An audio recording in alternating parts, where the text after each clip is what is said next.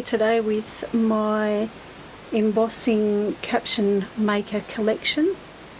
I have a few, some that I've bought at the supermarket and others that I have picked up at our local recycle shop.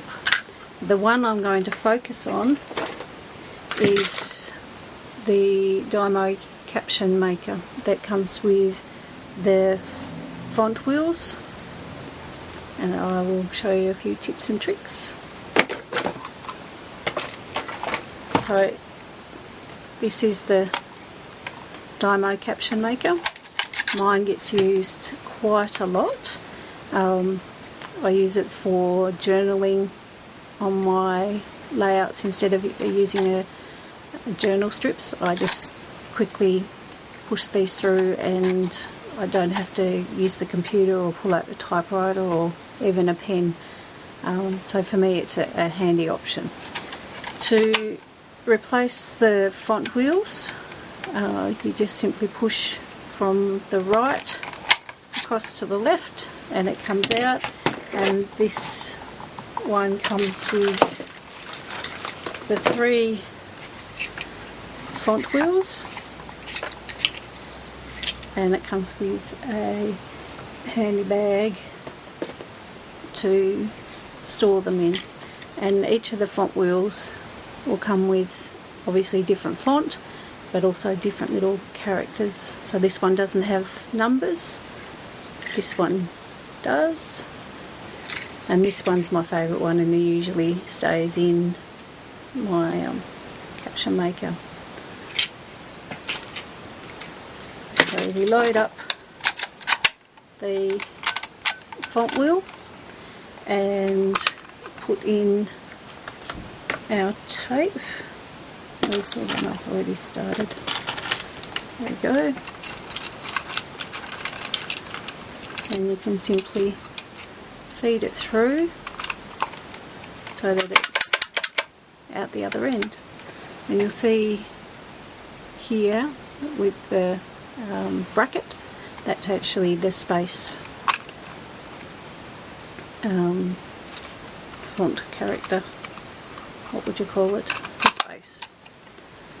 And you can take the wheel out when the tape is in and put the wheel back in. So if you wanted to use characters from different font wheels, you can easily do that. So if you want to use the capitals from this one and the lowercase from this one, you could quite easily do that. The tapes come in lots of colours. You just have to search around a bit to find the tapes. Here in Australia I've found them at Officeworks. Sometimes the supermarket has them, but rarely. They come in, I've got light green and dark green, light blue and dark blue, pink, red, purple, red, did I say that? I think I've said that, and clear. And at our recycle shop I also found a thinner brown, which also I can fit in the same label machine, and I've also got a thicker brown which I also found at our recycle shop. If you were typing up something, embossing words, and you happen to write the wrong thing, there are a couple of things that you can do.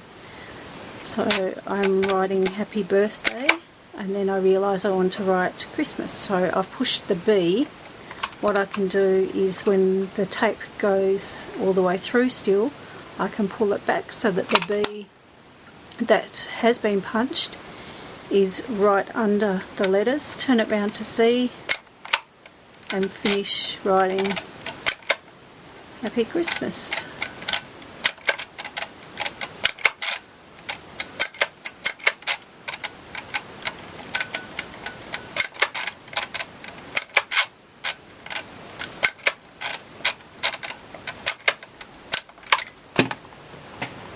So the bee, you will still see the marks of where the bee was, but it's not prominent anymore, the C is. So that's just one tip. Another thing that I have stumbled across, because I was doing something and had put one of these down on my page, and I was heat embossing around it, and discovered that if you use your heat gun over the top just gently, it will actually make the letters disappear, so that you can actually re-emboss across the top of your tape. So I'll just show you now how it disappears.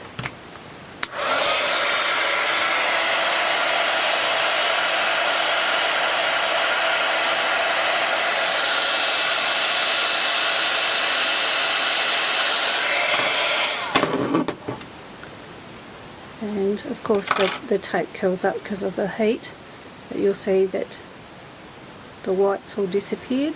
And what we can do is then feed this back through the embosser. If you move it back around to where the space is, feed the tape to curl it back, feed the tape back into the machine, and if it won't go, then you're not in the hole properly. And it's not, there we go.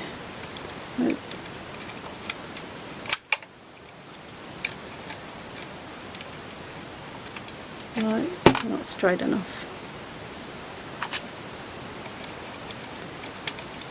There we go.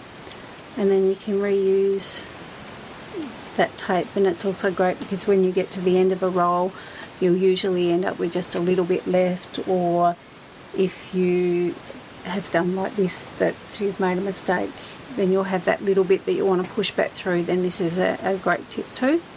So instead of having that right in there, we will write something else. Now because it's this little piece of tape, it won't feed through when you use your space. So what I do is just pull it a little bit. There I had to use the tweezers, and then position it so it has the space, and then pulling it through so that you can just see the letter that you've embossed, and then pulling it through.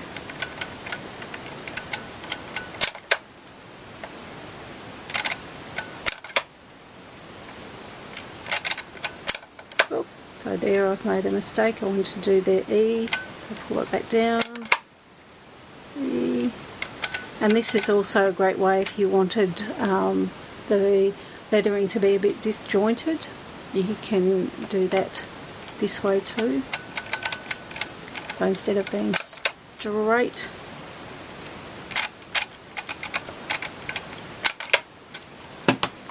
and there you go. So on this particular tape it was Happy Christmas, and then we've taken it away and it's now I Believe. And another tip is that sometimes the tape doesn't stick so well once you've removed the backing. It doesn't stick so well to well, different things. When I use it on a layout, it doesn't stick very well to the paper. So what I have done is using a piece of double-sided tape and just putting that on the back, and then it will stick a lot better and won't curl up, because that's the other thing, because the tape is stored on these rolls, it does keep the kink. So that's another little nifty tip that I'd like to share with you today. So there you go, there's the Dymo Caption Maker and some tips and tricks. Thanks for watching.